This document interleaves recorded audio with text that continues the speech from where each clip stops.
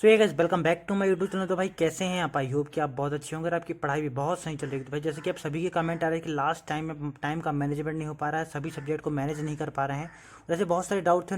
सभी डाउट को एक ही वीडियो में क्लियर करने की कोशिश करूंगा। और आप चैनल पर नए आए हैं तो चैनल को सब्सक्राइब कीजिएगा, वीडियो को लाइक कीजिएगा और चैनल को सपोर्ट कीजिएगा। टेलीग्राम चैनल स्टडी पॉइंट 1 के नाम से आपको मिल जाएगा, वहाँ पे नोट्स और पीडीएफ आपको टैब मिलती रहती है, तो उसको भी जाके आप ज्वाइन कर लीजिएगा। तो भाई जैसे कि आपको सभी को पता है, आपके एग्ज़ाम लगभग आपकी जो एग्ज़ाम है 15 मार्च से स्टार्ट होने वाले हैं। आपके पास अभी भी 1 महीने का सिर्फ टाइम बचा हुआ है, वो भी लगभग भाई पता नहीं चलेगा और अभी समय निकल जाएगा। आपका 1 महीने का भी टाइम नहीं है कुल मिला के आपके पास, माना जाए तो।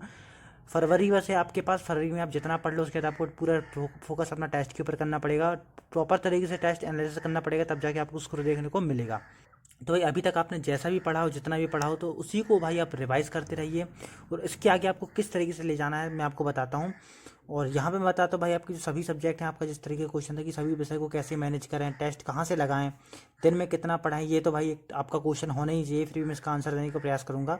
रिवीजन कैसे करें, स्कोर कैसे बढ़ाएं, रिवीजन करने की भी ट्रिक होती है भाई। एग्जाम के पहले सिलेबस कैसे खत्म करें, ठीक है। तो मैं स्टार्ट करता हूँ भाई लास्ट से, आपका यहाँ से स्टार्ट करता हूँ, ठीक है। एग्जाम के पहले सिलेबस कैसे खत्म करें भाई? जैसे कि आप सभी जानते हैं 8 सब्जेक्ट हैं, अपने आप में भाई 1 से 1.5 साल का सिलेबस है, जो रेगुलर तरीके से पढ़ोगे तब जाके वो खत्म होगा। तो सिलेबस खत्म करना आपका अब पॉइंट नहीं रहना चाहिए। आपको सिर्फ ये है कि आपने जो पढ़ लिया है उसको बस आपको बार बार रिवाइज करना है, जो बचा है उसको आपको क्वेश्चन से कवर करना है। जैसे कि ऑब्जेक्टिव आप लगाओगे तो आपके जो भी सब्जेक्ट है उसको बस एक बेसिक सा थ्योरी पढ़ के डायरेक्टली उसको ऑब्जेक्टिव लगाओगे तो भाई वहाँ से वो कवर हो जाएगा। छोड़ना कुछ नहीं है, पर यह है कि उसके फैक्ट को थोड़ा कम, मतलब थोड़ा कम, ज़्यादा डीप में ना जाके उसको कम कम पढ़ के भी आप कवर कर सकते हैं।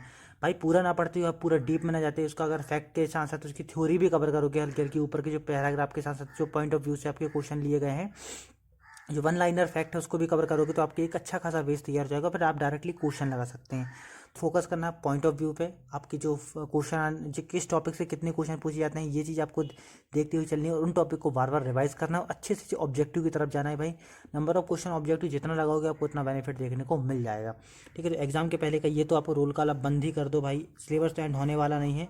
बस यही कि आप ऑब्जेक्टिव से उनको कवर कर सकते हो। उसके बाद स्कोर कैसे बढ़ाएं, ठीक है। टेस्ट आप लगा रहे होगे, आपके स्कोर कम आ रहे होंगे, ठीक है।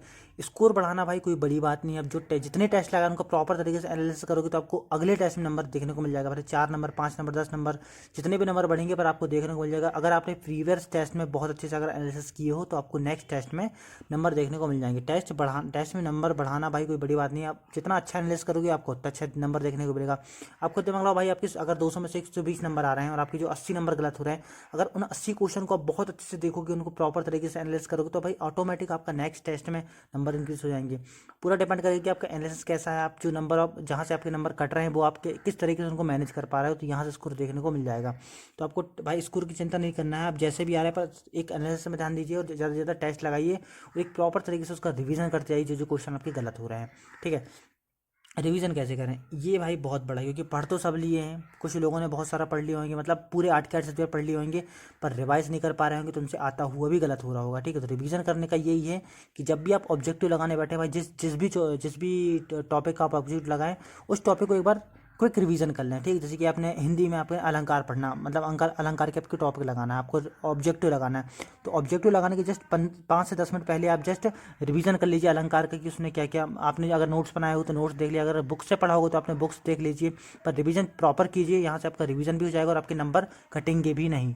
भाई आपको इस तरीके से रिवीजन पे ध्यान देना है। आप जितना अच्छा रिवीजन करोगे आपके नंबर वहाँ से उतने अच्छे देखने को मिल जाएंगे। जिस भी टॉपिक में आपको दिक्कत जा रही है, जिस भी सब्जेक्ट में आपको दिक्कत जा रही है, आप एक बार उसका पूरा प्रॉपर तरीके से रिवाइज करके देखिए, आपको ऑटोमेटिक उस सब्जेक्ट में नंबर इंक्रीज होती देखते मिल जाएंगे, ठीक है। तो रिवीजन आपको करने का मैंने मेथड बता दिया, आप इस तरीके से एक बार करके देखिए, आपको वहाँ पे देखने को मिल जाएगा बेनिफिट, ठीक है। दिन में कितना पढ़ा भाई, ये तो आपका डाउट होना ही नहीं चाहिए, क्योंकि दिन में पढ़ने का आप परसेंट टू परसेंट डिपेंड करता है कि आप कितना उसको पढ़ पा रहे हैं, ठीक है। अगर आप चाहोगे दिन भर पढ़ सकते हो, पर आप जितना हो सके जितना खींच सको भाई उतना खींचिए, क्योंकि पढ़ने के अलावा आप कोई ऑप्शन भी नहीं बचा आपके पास। आप जितना हो सके उतना पढ़ सकते हैं, और डिपेंड करता है कि आपके ऊपर आपकी कैपेसिटी कितनी भाई। इतना भी नहीं कि आपका दिमाग हैंग हो जाए, तो तबीयत खराब हो जाए, बस एक प्रॉपर तरीके से मैनेज करते हुए पढ़ते जाइए। बस ये है कि आपका अच्छा खासा सिलेबस हो गया है, बस आपको रिवीजन करना है और भाई टेस्ट अच्छे से लगाना है, बस यहाँ पे आपका हो जाएगा। टेस्ट कहाँ से लगाएं भाई? टेस्ट हर जगह कहीं से भी आप लगा सकते हैं। एक लेवल का टेस्ट भी आपके पास अवेलेबल है, मॉडरेट लेवल का भी, इजी लेवल का भी, ठीक है। सबका अलग अलग लेवल है, आप कहीं से भी लगा सकते हैं। आजकल फ्री टेस्ट भी कितने सारे दिए हुए हैं। पर हाँ मैं आपको बता दूँ, अगर आप जैसे कि टेस्ट लगाने बैठते हैं भाई, तो एक बुक आप प्रेफर कर लीजिए कोई भी टेस्ट की, ठीक है। मतलब ऑनलाइन भी लगाइए पर एक बुक जरूर लीजिए, क्योंकि आप ऑल टाइम ऑनलाइन तो लगा नहीं पाते भाई, क्योंकि अगर दोपहर में आप बैठोगे टेस्ट लगाने तो आपका दिमाग वैसे ही मतलब स्क्रीन के सामने भाई अगर दिन भर क्लास भी लगा रहे हो तो थोड़ा सा हैंग हो जाता है। तो हो सके तो भाई जैसे कि आप रात में कभी, मैं क्या करता हूँ भाई यूटिलाइज़ करने के लिए, जैसे कि एक्स्ट्रा मेरे को टेस्ट लगाने हैं तो मैं क्या करता हूँ कि आपका एक मेरे पास बुक है टेस्ट की, मैं वहाँ से भी लगा लेता हूँ। तो ये है कि दिन में लगभग 2 टेस्ट मेरे लग जाते हैं, एक बुक से लगा लो एक ऑनलाइन लगा लो, ठीक है। ऐसे में थोड़ा सा बैलेंस बना रहता है और आपकी आंखों को भी ज़्यादा मतलब इफेक्ट दिक्कत देखने को नहीं मिलेगी और आप थोड़ा सा माइंड से भी रिलैक्स हो जाओगे, क्योंकि रेगुलर तरीके से अगर स्क्रीन के सामने बैठे रहोगे तो भाई टेस्ट के साथ आपका दिमाग भी कहीं ना कहीं हैंग हो जाता है। तो यहाँ आप मैनेज कर सकते हो, एक बुक वाला मतलब एक ऑफलाइन टेस्ट लगा लो जिसमें आपको प्रीवियस ईयर के पेपर मिल जाए, कोई ऐसी बुक ले लीजिए जिसमें आपको प्रीवियस ईयर के पेपर पूरे मिल जाए, वहाँ पे आपको विद सॉल्यूशन, और एक आप कोई ऑनलाइन परचेस कर लीजिए या फिर मोबाइल में बहुत सारे आपको फ्री मिल ही जाएंगे। तो टेस्ट लगाना भाई कंपलसरी, आप टेस्ट जितना लगाओगे उतना आपको बेनिफिट देखने को मिल जाएगा, ठीक है। सभी सब्जेक्ट को कैसे मैनेज करें, ये भाई बहुत बड़ा डाउट है, क्योंकि सब्जेक्ट हैं 8 और समय बचा है सिर्फ 1 महीना, और दिन में पता नहीं चलता होगा कि आप पढ़ने बैठे हो और आपको पूरा समय निकल जाता होगा। तो यहाँ पे तो मैं आपको एक ही चीज़ कहूँगा, सिर्फ यहाँ पे आपको बैलेंस बनाना है। बैलेंस कैसे बनाना है, जो आपसे बन गया है उसको आप थोड़ा कम समय दीजिए, जो आपसे नहीं बन रहा उसको थोड़ा ज़्यादा समय दीजिए, क्योंकि यहाँ पे आपको बैलेंस इक्वल करना पड़ेगा। आपसे अगर मैथ्स बन रही, रीजनिंग बन रही, एमपीजीके बन रहा है और आपका अगर आपका कंप्यूटर बन रहा है तो भाई उनको थोड़ा आप कम ध्यान दीजिए। पर आपको पता है कि आपसे अगर इंग्लिश नहीं बन रही है, आपकी साइंस से भी कमज़ोर है, मतलब जो भी आपके सब्जेक्ट कमज़ोर हैं उसको थोड़ा कम समय दीजिए, तो यहाँ पे आपका बैलेंस बन जाएगा। तो आपकी यहाँ पे इंक्रीज़ होते हुए आपको नंबर दिख जाएंगे। तो आपको मैनेज ऐसे ही करना पड़ेगा, आपको जितना पढ़ो पर मैनेज करते हुए पढ़ो, जो आपसे बन रहा हो सिर्फ उसी उसी में मत लगे रहो, जो आपसे नहीं बन रहा भाई उसको भी देखते रहो। तो यहाँ पे आपका टाइम मैनेजमेंट हो जाएगा। आप जितना भी पढ़ रहे हो उसका थोड़ा सा ज़्यादा भाग आपके जो नहीं बन रहा है उन टॉपिक को दोगे तो आपका टाइम भी मैनेज हो जाएगा और आपका सब्जेक्ट भी बैलेंस हो जाएंगे। तो आई होप कि यहाँ तक आपको चीज़ें समझ में आई होगी। मैंने आपके डाउट को यहाँ तक क्लियर करने की कोशिश किया है। इसके आगे भाई मैं आपको एक्स्ट्रा बताना चाहता हूँ, जैसे कि आपका टाइम मैनेज हो गया, टाइम मैनेजमेंट के ऊपर एक प्रॉपर स्ट्रेटजी मैं आपको इसी में दिखाता हूँ, ठीक है। जैसे कि आप जानते हैं भाई आपके पास आज हो गई आपकी कितनी, आप फरवरी की, आज आपके पास 8 तारीख है, ठीक है। आज आपके पास 8 फरवरी है और आज से आपके पास 20 दिन ये ले लो फरवरी के और 15 दिन वो ले लो, या ऐसे आपके पास लगभग 35 डेज अभी हैं, ठीक है। 35 दिनों में आप क्या कर सकते हो भाई, बहुत उलट पुलट कर सकते हो, बस एक प्रॉपर स्ट्रेटजी अगर आप पढ़ोगे तो।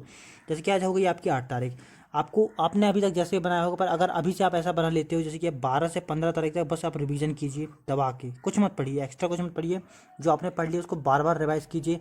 अभी भी आपके पास 4 से 5 से मतलब 12 तारीख तक आप फिर भी कर सकते हो, 4 दिन बहुत होता है। और मैं तो कह रहा हूँ भाई 15 तारीख तक खींच लीजिए, 3 दिन ये लिए मतलब 7 दिन ऐसे बहुत होते हैं। एक सब्जेक्ट को 1 दिन दे दीजिए पूरा, जैसे कि आपने प्रबंधन आज जितना पढ़ा सो प्रबंधन उठाइए, दिन भर में उसका पूरा रिवीजन कर डालिए, हो सके तो एक दिन में 2 टॉपिक उठा लीजिए, प्रबंधन प्लस हिंदी, दिन भर में उसका पूरा रिवाइज कर डालिए, जो आपने पढ़ा है, मतलब एक प्रॉपर मतलब एक क्विक रिवीजन टाइप का, कि भाई जो पढ़ा उसको एक बार देख लिए। सेकंड दिन ऐसे ही उठा लीजिए, 4 दिन में आपके सीधे सीधे 8 सब्जेक्ट हो जाएंगे यहाँ से, ठीक है। जब ये पूरे 8 सब्जेक्ट आपके, ये 8 सब्जेक्ट पूरे 4 दिन में रिवाइज जाएंगे, फिर आपको रेगुलर तरीके से क्विज लगाना है। क्विज मीन्स भाई ऑब्जेक्टिव लगा सकते हैं आप, बुक के ऑब्जेक्टिव लगा सकते हैं, नंबर ऑफ क्वेश्चन भाई बहुत सारे आपको ऑब्जेक्टिव लगाना पड़ेगा, फिर आप अच्छे से मैनेज कर पाओगे। जैसे ही आपका ये फरवरी खत्म होता है भाई, जैसे आपकी 28 तारीख आती है, 28 फरवरी के पहले कोशिश कीजिएगा भाई लगभग कि 4 से 5 टेस्ट आप ऑनलाइन लगा लो, हो जाएगा ऐसा आराम से, क्योंकि अभी भी आपके पास टाइम है। अच्छा 20 दिन है, 20 दिन में आप आराम से 5 टेस्ट ऑनलाइन लगा सकते हो। पर ऑनलाइन के साथ साथ आपको जो ऑब्जेक्टिव है भाई 12 तारीख के बाद रेगुलर ऑब्जेक्टिव ही ऑब्जेक्टिव लगाना है। 12 का जितना आप ऑब्जेक्टिव लगाओगे आपको उतना बेनिफिट देखने को मिलेगा। मतलब ऑफलाइन वाली जो बुक्स रहती है, प्रीवियस ईयर हो गए आपके, क्वेश्चन पेपर हो गए, इनको आप लगाइए। जब 28 तारीख तक इन सब सब्जेक्ट के ऑब्जेक्टिव हो जाएंगे, उसके बाद आपको 15 तारीख तक सिर्फ मॉडल प्रैक्टिस टेस्ट लगाना है, सिर्फ जो कि ऑनलाइन रहेंगे। दिन भर में आप 2 टेस्ट लगाओगे फिर भी भाई, तो उनका एनालिसिस भी करोगे तो आपको बहुत अच्छा खासा बेनिफिट देखने को मिल जाएगा।